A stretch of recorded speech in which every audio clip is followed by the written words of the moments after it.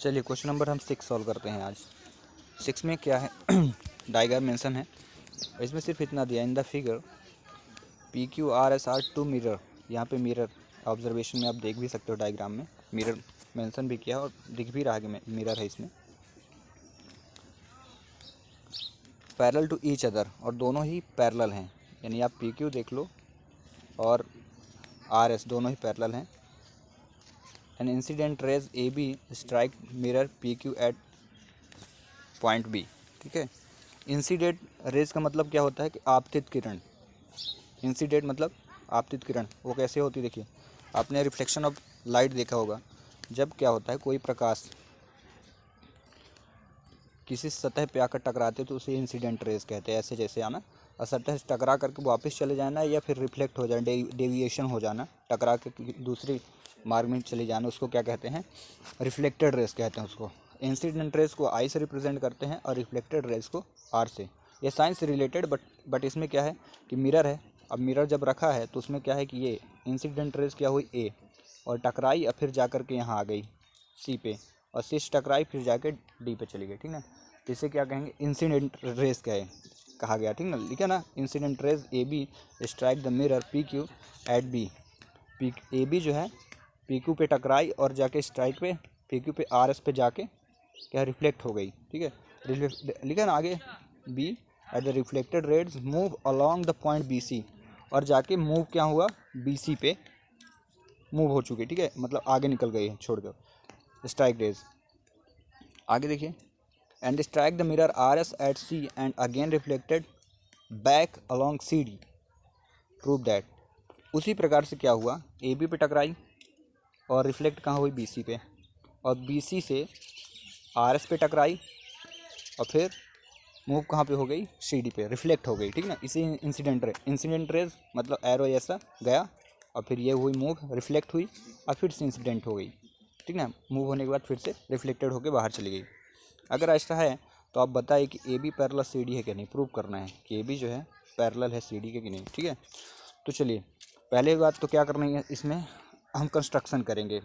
Draw B ई, ये लिखा है ना, आपको बी ई ड्रॉ कर लेना है। डायग्राम में आप देख लो अच्छे से, बी ई ड्रॉ करना है। यहाँ से बी ई ड्रॉ करिए और सी से एफ ड्रॉ कर लेना है, और इसके नाम दे देना है। जैसे सी से एफ ड्रॉ किए तो ये यहाँ से एंगल बन गया, तो एक का 1, दूसरे का 2, तीसरा 3 हो गया, चौथा 4 हो गया।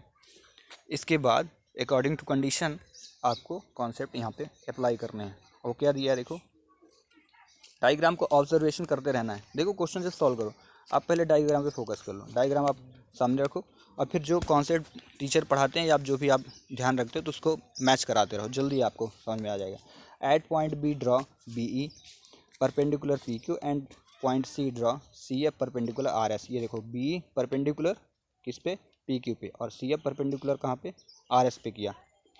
ठीक है, परपेंडिकुलर का मतलब समझ लो, परपेंडिकुलर का मतलब होता है 90 डिग्री का ड्रॉ होना। ठीक ना, ये रेखा का ड्रॉ होती है परपेंडिकुलर कहलाती है।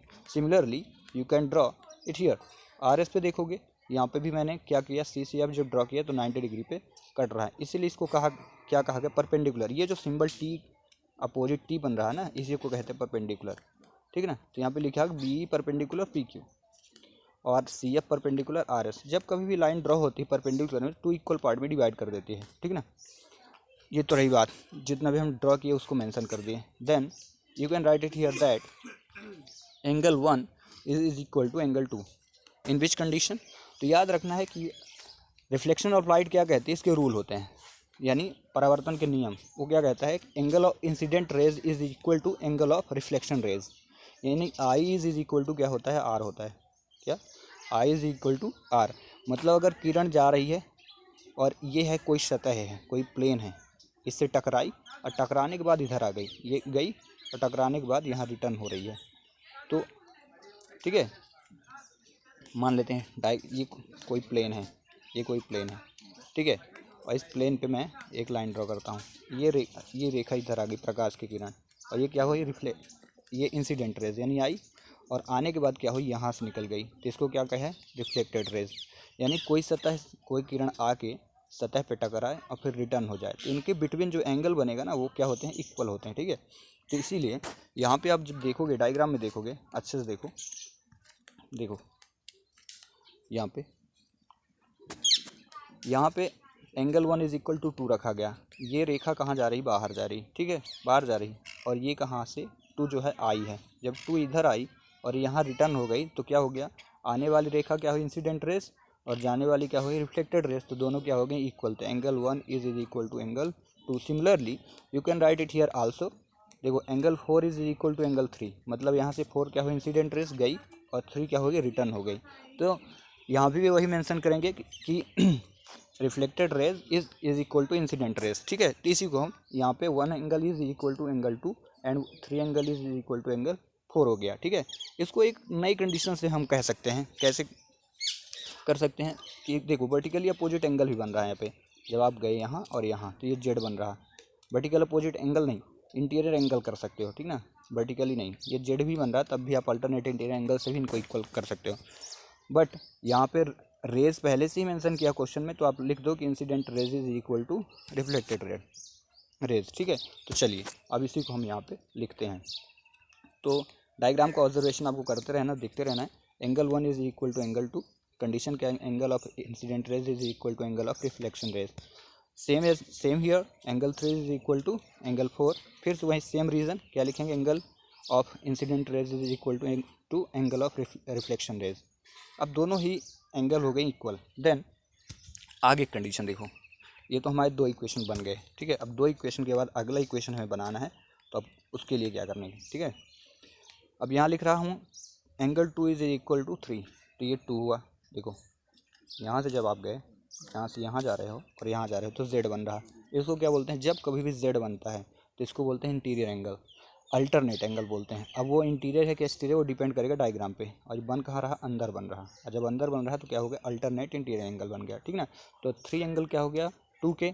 वहीं अगर हम 4 लेते हैं तो किसके इक्वल हो जाएगा, 4 किसके इक्वल हो जाएगा, 1 के। तो यहाँ पे लिख दो angle 3 is equal to angle 2 और angle 1 is equal to angle 4। Same condition, alternate interior angle. Then अब आपको इक्वेशन फर्स्ट, सेकंड और थर्ड को क्या करना है, ऑब्जर्व करके इनको ऐड करना है। तो फर्स्ट एंगल जो है, फर्स्ट इक्वेशन में एंगल 1 दिया है। और रही बात यहाँ पे आप देखोगे थर्ड इक्वेशन में भी 2 दिया है, ये 2 कॉमन हो गए। तो angle 1 is equal to angle 3, या यूँ कहा जाए कि angle 3 is equal to angle 1 हो जाएगा, ठीक है। तो यहाँ पे हम क्या करते हैं, देखो यहाँ फर्स्ट इक्वेशन ये वाला angle 1 is equal to angle 4 हुआ ना। एक मिनट डायग्राम को थोड़ा इधर कर लेते हैं, अब अच्छे से समझते हैं, ठीक है। इतना तो हो गया, angle 2 is equal to angle 3, angle 1 is equal to angle 4। दोनों क्या कंडीशन होगी, 2, ये angle 1 is equal to angle 4 जो है वो कहाँ से आया है, वो इक्वेशन फर्स्ट, थर्ड, सेकंड और थर्ड का यूज़ करके लाया गया है। एंगल 1 ये हुआ और एंगल 4 कहाँ हो रहा है, यहाँ पे। वो क्यों हुआ ऐसा इक्वल, क्योंकि एंगल 1 जो है इक्वल किसके है, एंगल 1 इक्वल किसके है, 2 के, और 2 इक्वल किसके है, 3 के, ये लिखा ना। और 3 इक्वल किसके है, 4 के। तो जब हम लिखे एंगल 1 इज इक्वल टू 2 की जगह हमने क्या छोड़ा, 2 की जगह 3 रखेंगे, ये लिखा ना। देखो यहाँ एंगल 1 इज इक्वल टू, आप लिख दिए 2 पहले से था और 2 की वैल्यू क्या है, 3 है, तो आप लिखोगे एंगल 3। लेकिन एंगल 3 की वैल्यू क्या है, एंगल 4, तो आप लिख दोगे angle 1 is equal to angle 4। तो इक्वेशन हमारा ये बन गया, angle 1 is equal to angle 4, ठीक है। इसके बाद ये वाला angle 1 is equal to angle 4 और ऊपर की वैल्यू आप देखो, ठीक है ना। इसी प्रकार आप लिख सकते हो कि एंगल 1 और 1 कितने हो गए, 2 हो गए, 2 एंगल 1 और 2 एंगल 4, और एंगल 4 और एंगल 4 को ऐड करेंगे तो कितना हो जाएगा, 2 एंगल 4, ठीक है। ये लिखने की आवश्यकता है नहीं, आप यही इक्वेशन का यूज़ करके 2 बार इक्वेशन बनाए जा सकते हैं, ठीक ना। जैसे मैंने अभी एंगल 1 को एंगल 4 बनाने के लिए किया, उसी प्रकार 2 angle 1 is equal to 2 angle 4 बना सकते हैं। बट अगर आप यहाँ तक मेंशन करेंगे तब भी चल जाएगा, ठीक ना। देन क्या लिखा है, 2 एंगल 1 इम्प्लाइज करके 2 एंगल 4, तो इनको अलग अलग लिख दिया गया कि angle 1 plus angle 1 is equal angle 4 plus angle 4। अब 1 की वैल्यू जो है, देखो 1 की वैल्यू क्या है, 2 है, यही है ना। देखो एंगल 1 की वैल्यू कितनी है, एंगल 2 है, तो जहाँ 1 था वहाँ मैंने एक बार 2 रख दिया। वही एंगल 2 की वैल्यू यहाँ पे देखो, एंगल 4 2 बार लिखा ना, तो एंगल 4 की वैल्यू कितनी है, एंगल 4 की वैल्यू कितनी है, एंगल 3, तो हमने मेंशन कर दिया एंगल 3। तो angle 1 plus angle 2 is equal angle 3 plus angle 4। Then आप डायग्राम देखो, अब यहाँ पे डायग्राम, ठीक है, अभी अच्छे से देखो, इसमें क्या दिया देखो, angle 1 plus angle 2, angle 1 plus angle 2 is equal to B C D, और angle 4 plus angle 3 is equal A B C. तो यही आपको मेंशन करना है कि ए बी सी पे 4 और 3 एंगल बन रहा है, 4 और 3, और एंगल बी पे और एंगल सी पे कौन सा बन रहा है, 1 और 2, ठीक है। तो अब इसको हम यहाँ पे लिख देंगे, यहाँ पे देखो, एंगल बी सी डी,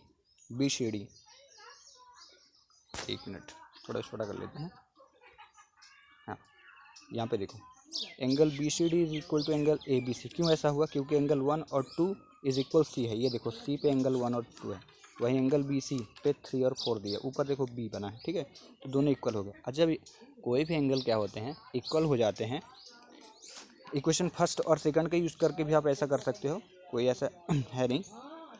जब इक्वल हो गया तो हम ये कह सकते हैं कि these 2 line are parallel to each other, ठीक ना। तो यहाँ पे आप मेंशन कर दो लास्ट में,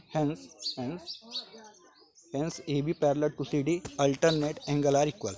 क्यों ऐसा हुआ, क्योंकि जो अल्टरनेट एंगल थे, अल्टरनेट इंटीरियर एंगल थे, वो एक दूसरे क्या है, इक्वल है। Then we can say A B is also parallel to C D. Okay, I hope कि आपको समझ में आ गया होगा।